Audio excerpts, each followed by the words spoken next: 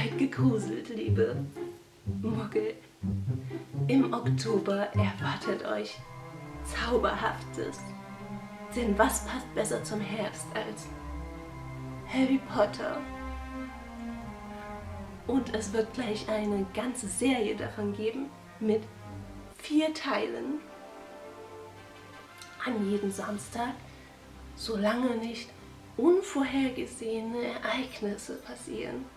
Mit Basteln, Nähen und Dekorieren. Unter anderem mit Wahrsagerecke und leckeren Zaubertränken brauen.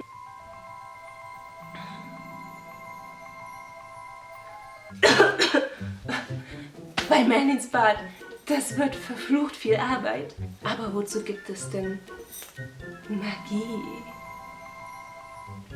Also, am 3. Oktober geht's los, deswegen nicht verpassen und bleibt mir immer auf der magischen Seite.